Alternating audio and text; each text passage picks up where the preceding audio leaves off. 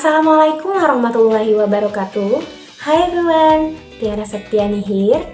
Oke, seperti biasanya di sini atau di video kali ini saya akan melaporkan laporan pembelajaran ataupun learning journal seperti biasanya pada mata kuliah penulisan berita dan artikel yang diampu oleh Pak Adi Kusuma sendiri. Di hari Rabu minggu ini itu kami melakukan presentasi kelompok kembali, yaitu presentasi yang kedua kalinya dan untuk kelompok 2.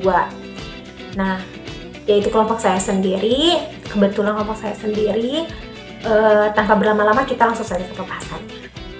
Nah, pembahasan pada presentasi kelompok ini yaitu mengenai TOR atau Terms of Reference. Nah, yang berjudul Panduan TOR untuk Peliputan Berita dan Artikel di Media Massa. Apa sih gitu TOR itu gitu? Kita mulai dari definisinya dan mengenal apa itu TOR. Nah, TOR adalah suatu kerangka acuan atau suatu kerangka acuan kerja. Jadi TOR ini digunakan untuk sebagai panduan acuan untuk kerja gitu. Nah, kerja di sini berarti berhubungan dengan berbagai kegiatan, baik itu kegiatan jurnalistik, kegiatan perkantoran, bahkan kegiatan event-event. Pada intinya kerangka acuan ini digunakan untuk kerangka acuan kerja.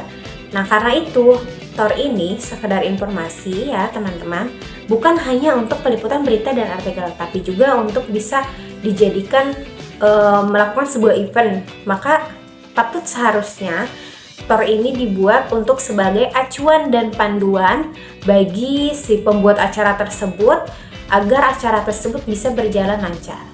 Hanya saja, TOR ini bukan suatu hal yang mutlak. Ketika kita membuat TOR misalkan untuk acara ataupun untuk peliputan, maka seharusnya kita berusaha untuk memenuhi apa yang kita buat gitu, memenuhi agar sesuai gitu. Nah, itu tuh tidak perlu dilakukan gitu. TOR ini sifatnya tidak mutlak. Bisa saja ketika di lapangan ataupun ketika acara kita melakukan improvisasi yang di luar dari TOR, itu sangat diperbolehkan. Pembahasan kedua terkait sebelum adanya TOR ini, perlu juga untuk melakukan strategi persiapan peliputan berita. Di antaranya itu dengan 3 tahapan. Sebetulnya ada beberapa tahapan lagi, hanya saja tahapan pentingnya itu berada di 3 tahapan ini. Nah, 3 tahapan tersebut yaitu yang pertama rapat redaksi. Di rapat redaksi ini di sini kita akan menjelaskan terkait, jadi rapat ini itu akan menjelaskan terkait topik-topik apa yang akan bukan akan menjelaskan ya, tapi akan membicarakan gitu. Di rapat ini itu akan membicarakan terkait topik apa saja yang akan dibahas untuk peliputan kali ini dan juga peliputan 1 bulan ke depannya misalkan, ataupun bisa jadi beberapa bulan ke depannya gitu. Bagaimana kebijakan dari media massa ataupun media tersebutnya. Nah, terus dari penentuan siapa yang bertanggung jawabnya, bahkan penentuan angle-nya mau bagaimana, identifikasi masalahnya, hingga batas waktu. Jadi batas waktunya ini perlu untuk dilakukan. Dikarenakan ini sebagai upaya agar para wartawan tidak melewati batas gitu dari yang ditentukan. Jadi tidak berleha-leha juga. Selanjutnya yaitu ada peliputan beritanya, yaitu dengan 3 metode atau 3 cara, yaitu wawancara atau interview, observasi ke lapangan, dan juga riset kepustakaan. Dan terakhir yaitu penulisan. Penulisan ini tentunya harus mengacu pada 5W+1H dan juga ataupun pada struktur segitiga terbalik. Nah, simpelnya strategi peliputan berita ini yaitu semuanya terangkum dalam bahasa jurnalis disebut dengan TOR atau Terms of Reference, yang tadi kerangka acuan yang saya maksud itu. Nah, jadi pada kelompok kali ini juga kami membahas terkait langkah-langkah penyusunan TOR, gambaran format pembuatan TOR, bagaimana sih gitu membuat TOR untuk peliputan berita dan artikel. Karena seringkali kan apalagi kami para jurnalis muda ataupun bahkan anak komunikasi sendiri gitu, untuk menulis itu kadang bingung harus memulai dari mana, untuk membuat berita itu kadang bingung harus memulai dari mana gitu. Jadi pengetahuan dan juga gambaran format pembuatan TOR ini akan menjadi suatu panduan yang baik gitu untuk dipelajari dan juga dimengerti bagi kita yang ingin terjun ke dunia jurnalistik ataupun ingin lebih ya tahu gitu apa itu TOR. Karena TOR ini cukup sangat bermanfaat.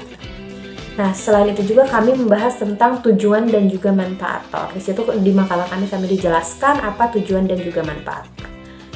Nah, di akhir juga kami ada sedikit revisi makalah, yaitu terkait penambahan poin terkait gambaran format penyusunan TOR pada sebuah event.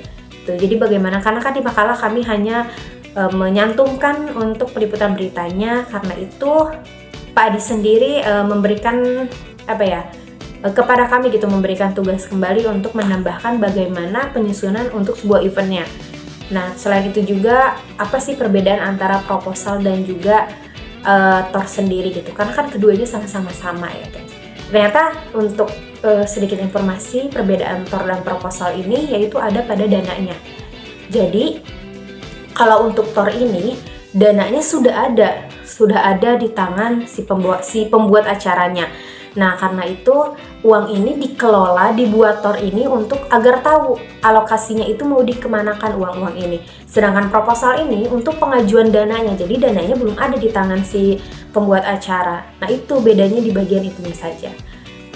Oke, mungkin itu saja teman-teman di Learning Journal ataupun laporan pembelajaran kali ini. Sehat selalu dan sampai jumpa. Wassalamualaikum warahmatullahi wabarakatuh.